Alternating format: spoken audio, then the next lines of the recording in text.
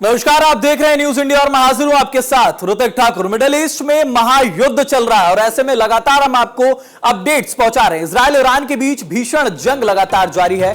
छात्रों का पहला जत्था आर्मेनिया से भारत रवाना हो रहा है। रात 10 बजे तक भारतीय छात्र पहुंचेंगे। 110 छात्रों का ईरान से रेस्क्यू किया गया है। जम्मू कश्मीर के रहने वाले ज्यादातर छात्र ईरान के उर्मिया में एमबीबीएस कर रहे थे। इजराइल ईरान में जारी संघर्ष के बीच भारत ने अपने नागरिकों को ईरान से निकालना अब शुरू कर दिया है। भारतीय विदेश मंत्रालय के मुताबिक कुछ भारतीय छात्रों को आर्मेनिया बॉर्डर के रास्ते ईरान से बाहर निकाला गया है। इन छात्रों में ज्यादातर जम्मू कश्मीर के रहने वाले हैं जो ईरान के उर्मिया शहर से एमबीबीएस की पढ़ाई कर रहे हैं। तो ईरान और इजराइल के बीच लगातार जो युद्ध है वो चल रहा है और ऐसे में भारत की तरफ से जो एमबीबीएस करने के लिए छात्र वहां पहुंचे थे, जो भारत के वहां नागरिक हैं, जो मासूम नागरिक हैं, उन सभी को भारत वापस लाने की कवायद लगातार जारी है। कोई भी मासूम जान जो भारत के लोग हैं जो वहां पर एमबीबीएस करने के लिए पहुंचे, क्योंकि आपको बता दें 10,000 से ज्यादा नागरिक वहां पर भारत के हैं, जिनमें से 1400 जो छात्र हैं वो स्टूडेंट्स हैं, सिर्फ एमबीबीएस की पढ़ाई कर रहे हैं और इनमें से ज्यादातर जो स्टूडेंट्स हैं वो जम्मू कश्मीर के रहने वाले हैं। तो इनका पहला जत्था 110 छात्रों का जो ये जत्था है ये रात को 10 बजे तक यहां पहुंच जाएगा। कोशिश की जा रही है कि ज्यादा से ज्यादा छात्र जल्द से जल्द भारत लौट जाएं।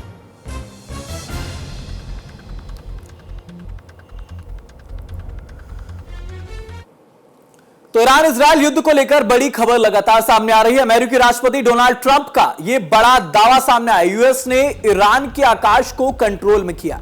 सोशल मीडिया पर पोस्ट के जरिए यह दावा किया गया। ईरान इजराइल युद्ध का आज 5वां दिन है। तो अमेरिका के राष्ट्रपति डोनाल्ड ट्रंप ने भी बड़ा दावा किया। उन्होंने कहा है कि आकाश पर हमारा पूरा कंट्रोल है। ईरान के आकाश को कंट्रोल में लेने की बात डोनाल्ड ट्रंप की तरफ से की गई। सोशल मीडिया पर यह पोस्ट किया गया था। इसके साथ साथ ही कि हम खामनेई के लिए भी उन्होंने ये बोला है कि अभी खामनेई को नहीं मारा जाएगा सही समय पर, खासकर अभी तो बिल्कुल नहीं। डोनाल्ड ट्रंप ने ये बहुत बड़ा दावा ईरान और इजराइल युद्ध के बीच किया है। बड़ा अपडेट आप तक हम पहुंचा रहे हैं। ईरान और इजराइल के बीच लगातार युद्ध जारी है और इस युद्ध का आज 5वां दिन है। सोशल मीडिया पर एक पोस्ट किया जाता है डोनाल्ड ट्रंप की तरफ से और कहा जाता है कि ईरान के आकाश पर पूरी तरह से हमारा कंट्रोल है। यह दावा बहुत बड़ा माना जा रहा है अपने आप में। ईरान और इजराइल युद्ध के बीच ट्रंप की तरफ से यह जो दावा किया गया है,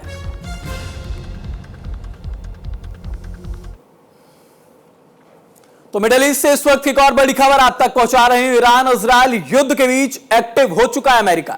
मिडिल ईस्ट में अमेरिकी फाइटर जेट्स तैनात कर दिए गए हैं। पोजीशंस मजबूत करने के लिए फाइटर जेट्स तैनात कर दिए गए हैं। तो ईरान इजराइल युद्ध के बीच अमेरिका पूरी तरह से अब एक्टिव दिख रहा है। फाइटर जेट्स की तैनाती अमेरिका की तरफ से कर दी गई है। पोजीशंस मजबूत करा दिए गए हैं ताकि जो फाइटर जेट्स हैं उनको कोई दिक्कत ना हो। अगर कभी इस तरीके की सिचुएशन में पड़ते हैं तो ये अपनी पोजीशन पर तैनात रहेंगे।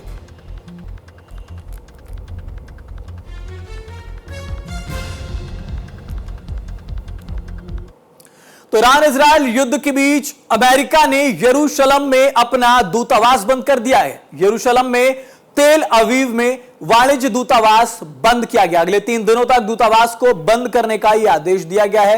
ईरान इजराइल के बीच गहराते हुए संकट को देखते हुए यह बड़ा फैसला लिया गया है। यरूशलेम और तेल अवीव में वाणिज्य दूतावास को पूरी तरह बंद कर दिया गया है। 3 दिनों के लिए ये दूतावास बंद रहेंगे। ईरान और इजराइल के बीच में जो संकट गहरा रहे हैं उसके मद्देनजर यह फैसला लिया गया है। लगातार 5वां दिन है आज। ईरान और इजराइल के बीच युद्ध लगातार जारी है और ऐसे में दूतावास बंद कर दिया गया है। जो अमेरिका है, भारत है, तमाम जो देश हैं वो अपने आप में एक्टिव होते नजर आ रहे हैं।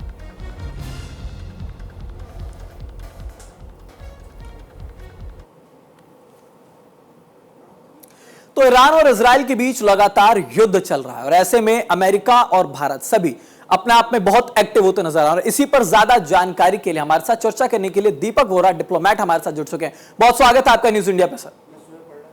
बहुत बहुत धन्यवाद। बहुत अच्छा लगता है जब आपके साथ होता है। Thank you. आपसे बहुत कुछ सीखने को मिलता है।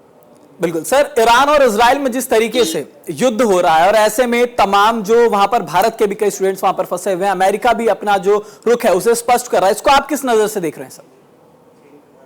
ये जो हम लोग इवैक्यूएशन कर रहे हैं, हमको बहुत तजुर्बा है। हमने यमन में भी किया था, मैं उसमें शरीक था। जी। हमने इसराइल से अपने लोगों को निकाल के लाए, सूडान में मैं आपका राजदूत था, दक्षिण सूडान से अपने लोगों को निकाल के लाए। भारत के पास ये ताकत है, ये क्षमता है, और ना केवल भारतवासी आते हैं। आप मेरी बात सुनिएगा जो मैं बता रहा हूँ, बाकी दूतावास जो है वो भी हमसे संपर्क करेंगे कि हमारे लोगों को भी यहाँ से बाहर निकाल दीजिएगा, कि उनके पास ये क्षमता नहीं है। जब हम लोग उनको वापस ला रहे थे यूक्रेन से, तो कई आतंकिस्तान के जो छात्र थे, नागरिक थे, वो भी हमारे साथ मिल गए थे, और वो भारत माता की जय कहकर और भारतीय ध्वज हाथ में लिए वो हमारे बसों में चढ़ गए, जहां से हम लेके आए थे अपने लोगों को। तो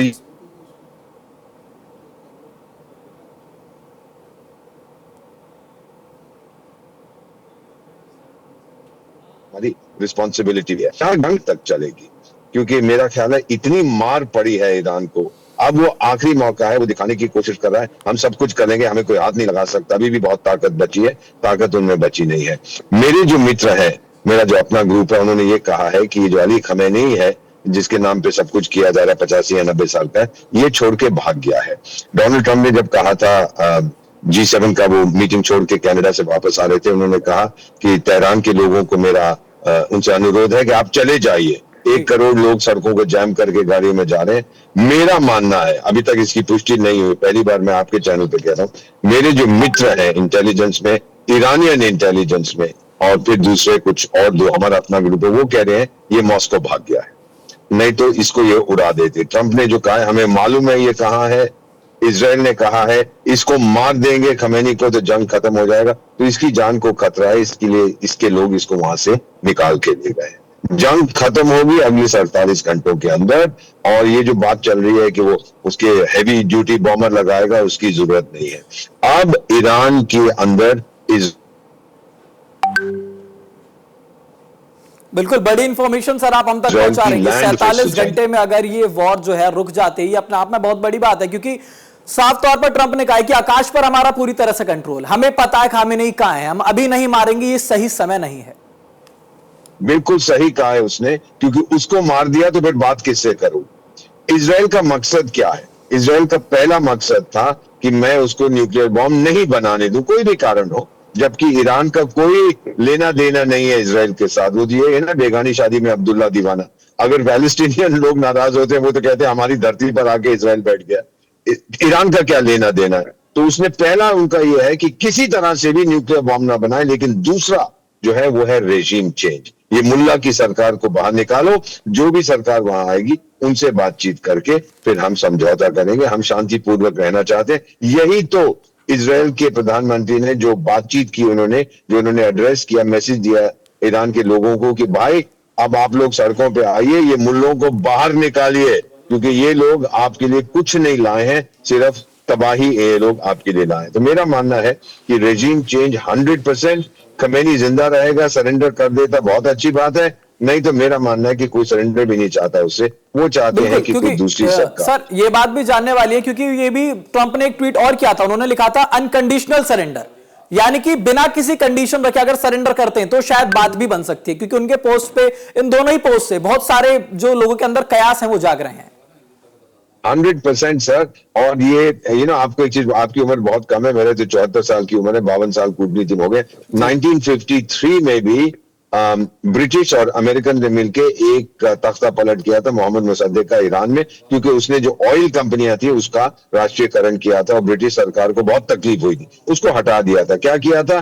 पहले उन्होंने खरीद लिया था इंटेलिजेंस वालों को, ब्रिटिश और अमेरिकन ने। दूसरा, उन्होंने मीडिया को खरीद लिया था, डिस इन्फॉर्मेशन, और तीसरा अपने गुंडों को सड़क पे छोड़ दिया था। सब बिल्कुल वही चीज हो रही है जो मैं आज देख रहा हूं। वो था 1953, आज है 2022, उसमें वही इजराइल ने उसकी इंटेलिजेंस को पेनिट्रेट कर लिया। उनको ये भी मालूम है कौन कहां बैठा है, कौन सा पजामा पहना है, क्या भोजन के लिए खा रहा है। तो जनरल साहिबान को खत्म कर दिया, उन्होंने साइंटिस्ट को खत्म कर दिया, पॉलिटिकल लीडर्स को खत्म कर दिया। दूसरा, जो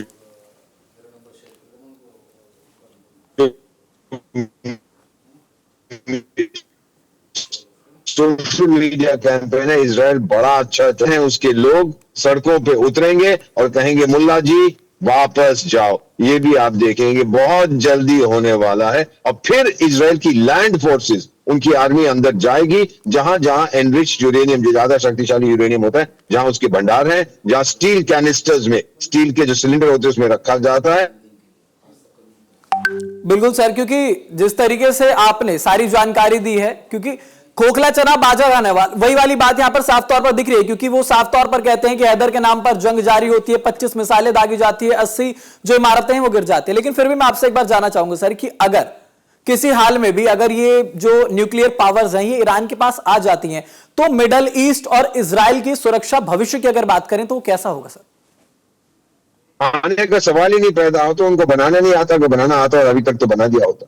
वो चीनी उनकी थोड़ी मदद कर रहे थे और आतंकिस्तान भी शायद कभी कभी मदद करता था पैसे के लिए, लेकिन ये सवाल नहीं पैदा होता।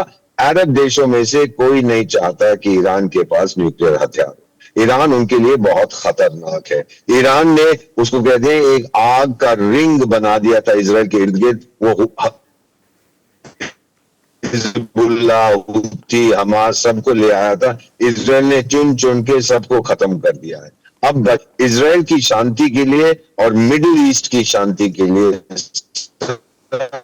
ईरान की रेजीम को डेमोक्रेटिक होना बहुत जरूरी है। मुल्ले नहीं मानेंगे, नहीं तो ईरान का उस एरिया में ना तो वो मिडिल ईस्ट का सदस्य है, ना पर हड़प किया। कहते हैं कि पैलेस्टाइन की धरती को हड़प कर, चलिए फिलिस्तीनी तो नाराज होंगे, लेकिन ईरान क्यों नाराज हो रहा है? वही चीज है ना सर, बेगानी शादी में अब्दुल्ला दीवाना। तो मेरा मानना है कि मिडिल ईस्ट में कोई नहीं चाहता। सऊदी अरेबिया के साथ ईरान के संबंध बहुत खराब है, यूएई के साथ बहुत खराब है, बहरीन के साथ बहुत खराब है, किसी के साथ उसके संबंध ठीक नहीं, क्योंकि वो चौधरी बनना चाहता है। अरब कहते हैं कि ये हमारा इलाका है, इसको अरेबिया कहते हैं, आप कहां से बीच में घुस रहे हो? तो मेरा मानना है सर कि ये रेजीम जाएगी। हथियार का तो सवाल नहीं पैदा होता। अगर ईरान ने कोशिश की, वो एक सिलेंडर दिखा रहा था उनको, कोई देखो जी ये हमारा न्यूक्लियर बकवास कर रहा था, वो एनरिच यूरेनियम का एक सिलेंडर। मैंने तो देखा हुआ है सर, मैंने बहुत काम किया इस क्षेत्र में, मैं जानता हूं बॉम्ब कैसा लगता है और वो जो डब्बों में संभाल के रखा जाता है यूरेनियम, वो कैसा लगता है। बिल्कुल सर, ये वही वाली बात है, हाथी के दांत खाने के कुछ और होते हैं और दिखाने के कुछ और होते हैं। आप हमारे साथ बने रहिएगा, बड़ी खबर का रुख कर लेते हैं सर।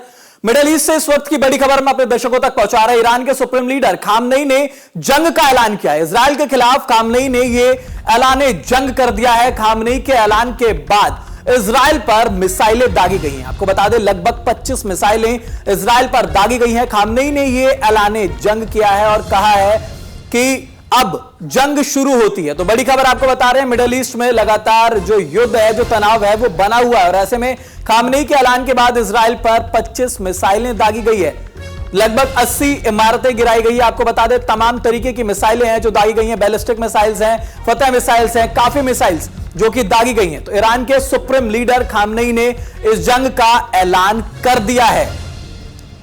इजराइल के खिलाफ खामनेई ने यह जंग का ऐलान किया है।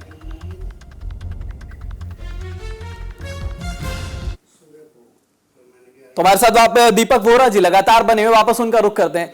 सर, जिस तरीके से ईरान और इजराइल के बीच में ये युद्ध की स्थिति लगातार बनी हुई है, दोनों ही देश एक दूसरे को लगातार आंख दिखा रहे हैं। हालांकि आपने बताया ईरान के बारे में कि ईरान कितना मजबूत अपने आप में, लेकिन अगर हम इंडिया की बात करें सर, तो डिप्लोमेटिक रिलेशंस इंडिया के लिए कितने चैलेंजेबल हो जाते हैं जब दोनों ही देशों के साथ भारत रिश्ते रखता है। तो हमारे संबंध दोनों के साथ बहुत मजबूत हैं सर, और हम कंपार्टमेंटलाइज करते हैं। चाणक्य जो मेरे दादा के दादा के दादा, हम जितने डिप्लोमेट्स हैं, हम सबका भगवान तो वही था। 2400 साल पहले उसने कहा था कि मेरे दुश्मन का दुश्मन मेरा दोस्त है। लेकिन कहीं टेक्निकल खामी के चक्कर में आपकी आवाज पूरी नहीं हो पाई थी, आप अपनी बात पूरी करें एक बार। नहीं, मैं ये कह रहा था सर कि अभी अगर जंग अभी शुरू हो रहा है तो अभी तक पहले क्या पार्टी हो रही थी वहां पर? ये जंग तो वहां चल रहा था ना, जिस मजान से बर्बादी की जा रही थी। सर, ईरान जो कहता है जंग शुरू हो रहा है, तुम अपनी आर्मी कैसे भेजोगे 1500 किलोमीटर दूर? आपकी एयरफोर्स तो खत्म हो गई है, आपकी नेवी नष्ट हो गई है। इजराइल सर जरूर वहां जाएगा। अब मैं सुनीजिए, मैं आपको क्या बता रहा हूँ। ये मुल्ला मुनीर जो गया हुआ है ना, आज वॉशिंगटन में भोजन कर रहा है, वो मैड मुल्ला मुनीर, पाकिस्तान का राष्ट्रपति ट्रंप के साथ। सर मेरी बात मानिए, अमेरिकन फोर्सेस जाएंगी ईरान के अंदर थ्रू पाकिस्तान। पाकिस्तान किसी का सगा नहीं है। ये इस्लामिक बहुत करता है। अंकल मेरे आका मेरे, ये जब वो अमेरिकन जाएंगे अंदर through Pakistan and through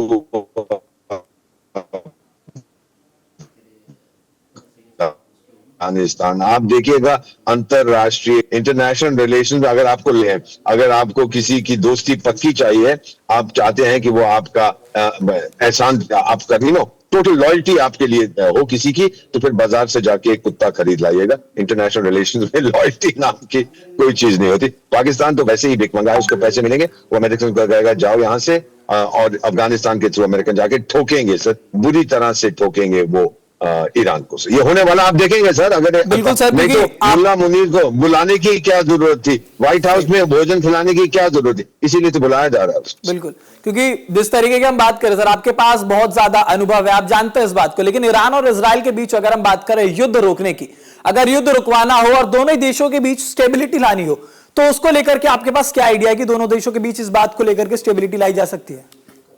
regime change, तख्ता पलट, democratic government, pro American government Iran में, वो एक तरीका है सर। और जब वो सरकार आ जाएगी, ईरान का तेल तो बंद है, उसके सारे ऑयल वेल्स बंद है, अमेरिकी कंपनियां आके चालू करेंगी, जो वहां पे इराक की कहानी है, जो रिकंस्ट्रक्शन, इमारतें तोड़ दी हैं, कौन बनाएगा उनको? अमेरिका आके बनाएगा। अमेरिका आके बनाएगा तो कौन सी कंपनियां आएंगी? अमेरिकन कंपनीज आएंगी। ये सब खेल है पैसे का, राजों का राजा रुपया।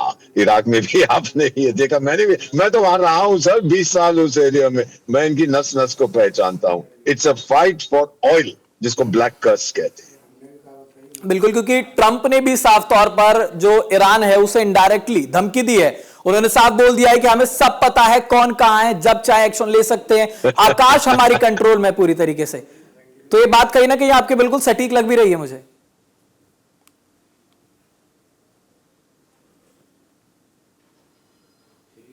सही है बेटा, अभी तक तो आपने एयरफोर्स का यूज किया ना, कुछ हद तक इसराइल ने अपनी नेवी का भी, लैंड फोर्सेस का तो यूज ही नहीं किया। आपकी फौज तो अभी अंदर गई ही नहीं है। आपकी फौज ने तो ठोकायर बनाऊंगा, हमास, हिजबुल्लाह, हूथी। और फिर इसराइल ने क्या किया, उसने उसको कहते हैं घास काटना, हमास को तो खत्म कर दिया। हिजबुल्लाह वापस लेबनान में चल गए, क्यों नहीं करते? और वो हूथी फूथी हैं, वो मैं तो जानता हूं उन लोगों को, मैं रहा हूं सर वहां पे, वो कुछ नहीं कर रहे हैं क्योंकि उनको खरीद लिया गया सर। वहां पे ये जितने लड़ाकू है ना, सबकी कीमत है सर। हूथी आजकल क्यों नहीं मिसाइलें फेंक रहे अमेरिकन शिप्स पे? क्योंकि पैसा दे दिया गया उनको कि चुप कर जाओ, बाकी शिप्स में जो मर्जी करना करो, मेरे जो जहाज हैं पानी के, कमर्शियल शिप्स या दूसरे, खबरदार उनको कुछ गया। तो वो बड़े खुशी से बिकते हैं। आपका क्या लगता है कि डोनाल्ड ट्रंप साहब को कोई बीमारी हो जाएगी अगर अरब्स और ईरानियन एक दूसरे को ठोक दे, मर जाए, उसका क्या लेना देना? वो सिर्फ कहते हैं अमेरिकी जाने नहीं जाने चाहिए, बाकी जिसकी जान जाती है जाए, उसको क्या फर्क पड़ता है?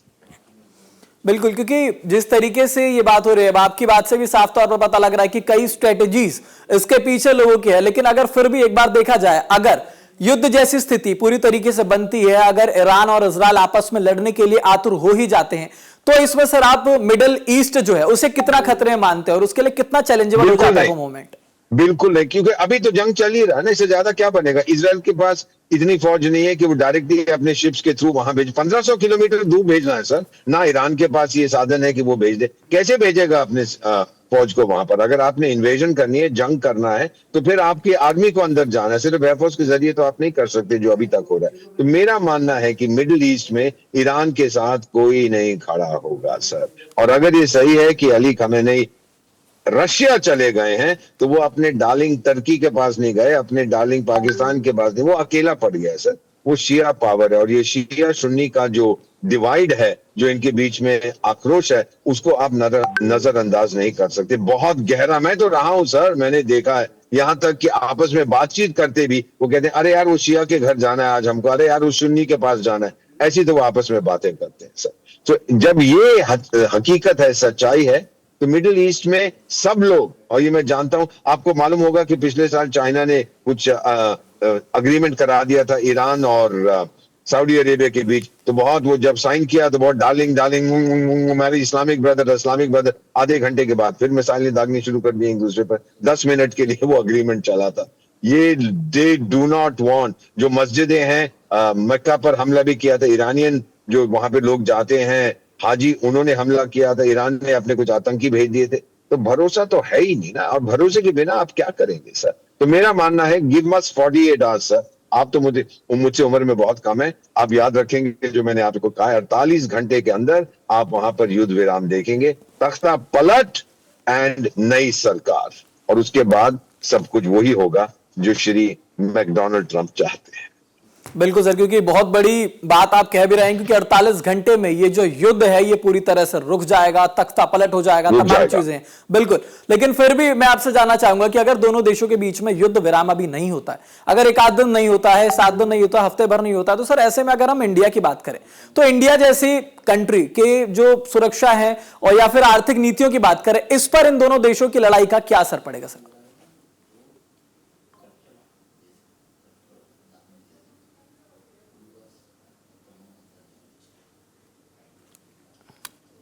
कोई असर नहीं पड़ेगा। हम लोग ईरान से तेल लेते नहीं है, हमारी बंद लगे, हमने तेल नहीं खरीदा। हाँ, थोड़ी 5%, 10% शायद तेल की कीमतें बढ़ जाएंगी। हमारे पास वो इमेज देख पा रहे हैं, अगर नहीं देख पा रहे आवाज तो सुन पा रहे हैं। तो मैं ये कहना चाहता हूँ कि हमारे पास रिजर्व्स बड़े तगड़े हैं फॉरेन एक्सचेंज के। सर हम लोग क्लोज टू 1 ट्रिलियन में 12 शून्य होते हैं, $1 ट्रिलियन बैठा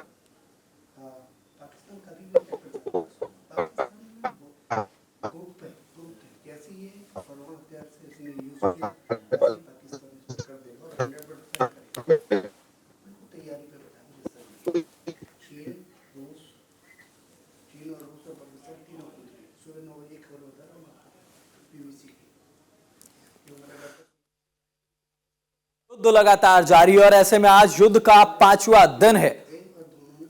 युद्ध में तमाम जगहों पर ईरान की तरफ से भी हमले किए गए हैं। ईरान की तरफ से जो सुप्रीम लीडर है खामेनेई, उन्होंने ऐलान जंग कर दिया और उसके बाद कई मिसाइलें दागी गई और इजराइल की कई इमारतें जो हैं वो क्षतिग्रस्त हो गई और ऐसे में कई मासूम लोगों की भी जान गई। और इसमें अमेरिका ने जो अपने फाइटर जेट्स हैं उनकी पोजीशनिंग तय कर दी है, उनकी तैनाती कर दी है। और उसके बाद भारत की अगर हम बात करते हैं तो भारत के जो कई नागरिक हैं वो वहां पर मौजूद हैं, कई छात्र हैं, 10,000 से ज्यादा भारतीय नागरिक वहां पर मौजूद है और उनमें 1500 छात्र हैं और कई छात्र ऐसे हैं जो एमबीबीएस कर रहे थे। ज्यादातर छात्रों की बात की जाए तो जम्मू कश्मीर के वो छात्र हैं। 110 छात्रों का जत्था अब भारत लौट रहा है। 10 बजे रात तक पहला जत्था जो है वो यहां पहुंच जाएगा और कोशिश लगातार की जा रही है कि जो तमाम छात्र हैं जितने ज्यादा से ज्यादा और जितनी जल्दी से जल्दी सभी को भारत लाया जा सके, सकुशल पहुंचाया जा सके, क्योंकि किसी भी मासूम की जान इस युद्ध में भारत नहीं चाहता कि जाए, क्योंकि ईरान और इजराइल के बीच लगातार ये युद्ध चल रहा है। न्यूक्लियर को लेकर के ये पूरा युद्ध शुरू हुआ था। तो इस पूरे मामले में ताजा तमाम जानकारी देने के लिए हमारे साथ दीपक वोरा जी डिप्लोमेट बने हुए थे। आपका बहुत धन्यवाद तमाम जानकारी के लिए और हमारे साथ जुड़ने के लिए सर। तो ईरान और इजराइल के बीच लगातार युद्ध का आज 5वां दिन है। भारत की तरफ से जो भारत के वहां पर नागरिक हैं, जो छात्र भारत के वहां पर पहुंचे हैं, भारत उन्हें लगातार वापस लाने की कवायद में जुटा हुआ है। शाम को रात को 10 बजे तक जो छात्र है वो यहां पहुंच जाएंगे।